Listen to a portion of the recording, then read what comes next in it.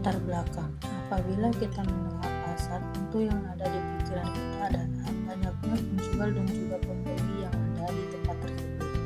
Sehingga secara sederhana pasar dapat kita artikan sebagai suatu tempat di mana pembeli dan penjual bertemu untuk melakukan aktivitas jual beli barang ataupun jasa. Pada pembahasan ini, kita hanya memfokuskan bahasan kita hanya pada satu konsep, yaitu pasar persaingan sempurna. Perlu kita pahami bersama bahwa suatu pasar persaingan sempurna merupakan suatu pasar yang sangat ideal dalam ekonomi. Hal ini dikarenakan pasar tersebut dianggap sebagai suatu pasar yang akan menjamin terwujudnya suatu kegiatan produksi baik barang ataupun jasa dengan optimal dan efisien.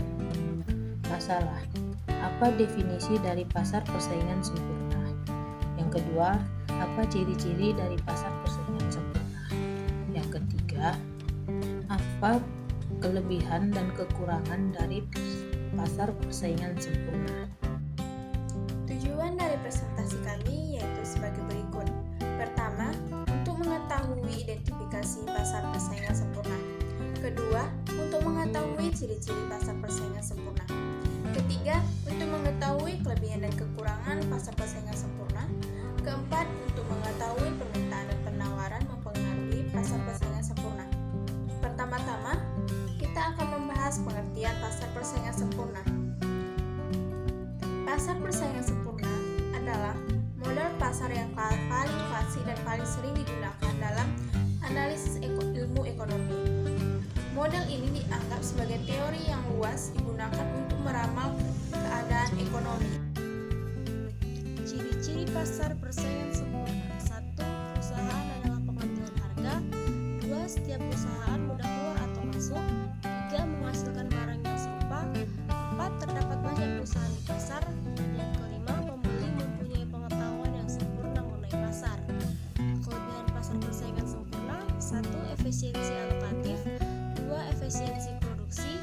3. Transparansi harga. Dan yang keempat, inovasi dan kemajuan. Kekurangan pasar persaingan sempurna. Yang pertama, tidak ada ekonomi skala. Yang kedua, kurangnya diversifikasi produk. Yang ketiga, ketidakstabilan. Yang keempat, investasi dalam riset dan pengembangan. Dan yang terakhir, tidak realistis. Saran: diharapkan dengan berbagai bentuk yang terjadi dalam persaingan pasar akan semakin memajukan perekonomian Indonesia dan membangkitkan semangat dalam melakukan berbagai kegiatan usaha dalam berbagai bentuk untuk mewujudkan Indonesia sebagai negara yang memiliki ekonomi yang kuat dan menjadi mitra dalam persaingan pasar dan dunia usaha secara global. Kesimpulannya, pasar ini memiliki struktur yang sangat ideal karena produksi barang dan jasanya bisa terwujud secara optimal pada jenis pasar ini. Pasar persaingan sempurna ini menjadi salah satu solusi untuk bisa meningkatkan perekonomian masyarakat serta dapat mensejahterakannya sekaligus. Hal tersebut karena sistem pada pasar ini yaitu permintaan dan penawaran selalu berjalan seimbang dan juga didasari dengan hubungan yang kuat antara produsen juga konsumen.